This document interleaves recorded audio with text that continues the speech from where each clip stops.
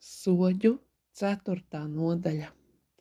Bet Izraēla bērni joprojām darīja to, kas tā kunga acīs ļauns, arī kad Ehuds bija nomiris. Tad tas kungs viņus nodeva Jabīna, Kānāna ķēniņa rokā, kas valdīja Hacorā, bet viņa karaspēku virspavēlnieks bija Sisera, kas dzīvoja Harošet Gojimā. Tad Izraēla bērni piesauca to kungu, jo Jabīnam bija 900 dzelzs kara ratu, un viņš bija Izraēla bērnus 20 gadus smagi apspiedis.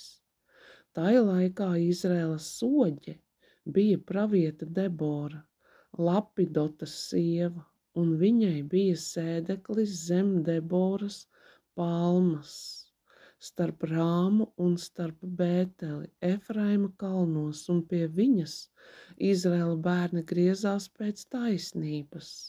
Un viņa nosūtīja un aicināja Baraku, Abinoāma dēlu, no Kedešas Naftaļa ciltī, un viņam teica: tiešām tas kungs Izraēla dievs tevi ir pavēlējis, celies un dodies uz Tābora kalnu, un ņem sev līdzi 10 000 vīru no Naftaļa bērniem un no Zebulona bērniem.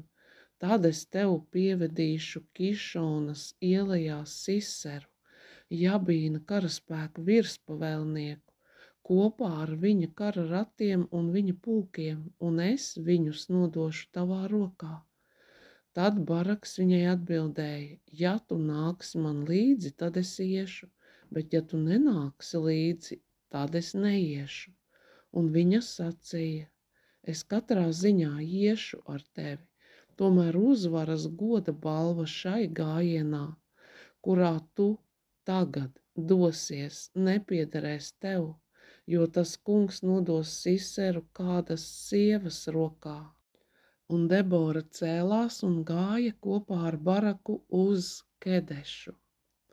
Un Baraks sasauca Zebulonu un Naftali Kedešā, un 10 000 vīru viņa vadībā devās augšup. Arī Debora gāja viņam līdzi, bet kenietis Hebers bija atdalījies no Mūzes svaiņa Hobaba pēcnācējiem un uzcēla savas teltis līdz pat Cānanima ozolam, kas atradās tuvu pie Kedešas. Un Siseram tika teikts, ka Baraks, Abionāma dēls, ir atnācis Tābora kalnā. Tad Sisera savāca vienkopus visus savus kara ratus, 900 dzelzs ratu, un visus ļaudis, kas bija pie viņa no Harošet Gojimas, pie Kišonas strauta. Bet Debora sacīja Barakam: celies, jo šī ir tā diena, kad tas kungs ir nodevis Siseru tavā rokā. Vai tas kungs nav izgājis tavā labā karot? Tad Baraks devās lejā no Tābora kalna, un 10 000 vīru viņam sekoja. Un tas kungs radīja Siseras ratu vadītājos un visā viņa karaspēkā ar Baraka straujo triecienu tādu apjukumu, ka Sisera nolēc no saviem ratiem un bēga kājām. Un Baraks vajāja gan ratus, gan karaspēku līdz Harošet Gojimai tā, ka viss Sisera karaspēks krita no zobena asmens, un neviens pats nepalika pāri. Un Sisera bēga kājām uz Jaēlas kenieša Hebera sievas telti, jo toreiz pastāvēja draudzīgas attiecības starp Jabīnu, Hacora ķēniņu un kenieša Hebera namu. Tad Jaēla iznāca Siseram pretī un viņam sacīja: iegriezies, mans kungs, iegriezies pie manis, nebīsties. Un viņš pie tās iegriezās teltī, un viņa to apsedza ar segu. un viņš tai teica: lūdzu, dod man mazliet ūdens nodzerties, jo es esmu izslāpis. Tad viņa attaisīja ādas trauku ar pienu un deva viņam dzert, un tad viņu atkal apsedza, un viņš tai sacīja: nostājies telts iejā, bet ja kāds nāk un tev jautā un prasa, vai šeit nav kāds, tad atbildi: nē, šeit nav neviena cilvēka.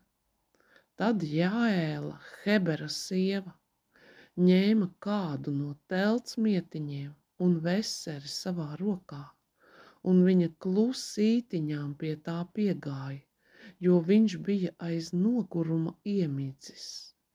Tad viņa izdzina mietiņu caur viņa deniņiem, tā, ka tas iedūrās zemē, un tā viņš nomira.